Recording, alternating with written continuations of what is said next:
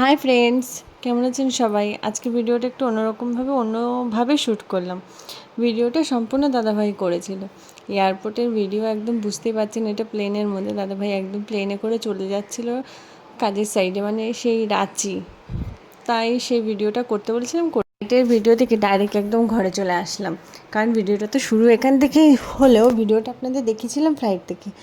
এই যে একদম সকাল সকাল রান্নাবান্নার প্রস্তুতি, দাদাভাই বেরোবে। দাদাভাইয়ের 11টা মানে 1টার দিকে ফ্লাইট ছিল, 11টা 11:30 বেরোনোর কথা ছিল।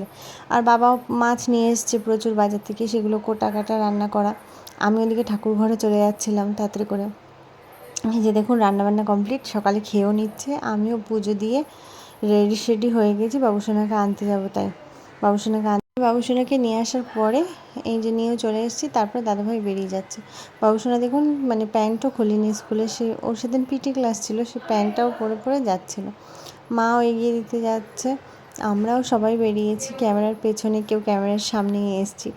দেখুন মা চলে যাচ্ছে, দাদাভাই একটুখানি আঙুলে কামড় দিয়ে দিল, দিয়ে এবার দাদাভাই চলে যাচ্ছে রাঁচির উদ্দেশ্যে।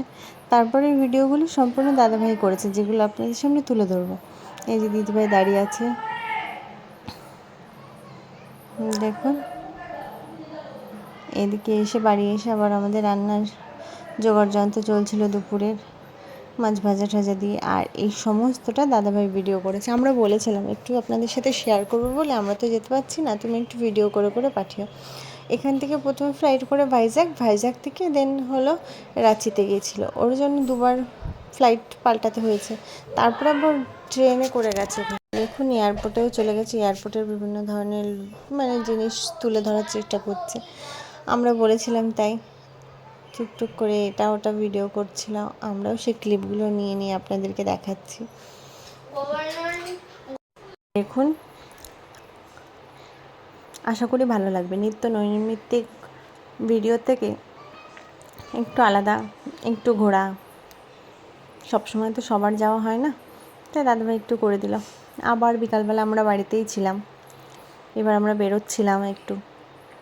আমরা তিনজনে, শুভ যাবো করে বায়না করছিল, কিন্তু ওকে নিয়ে যাওয়া হয়নি। বললাম আমরা যাবো আর আসবো, তোমার আর যেতে হবে না। আমাদের একটু দরকার ছিল, তাই তিনজনে বেরিয়ে গেছিলাম। দিয়ে বাড়িতে ও শুভর জন্য কত খাবার নিয়ে এসেছিলাম, দেখতে থাকো। এটা হলো বোঁদে আর সোনপাপড়ি টাইপের কিছু একটা, ভালো লাগবে রসগোল্লা। আশা করি ভিডিওটা ভালো লাগবে আপনাদের।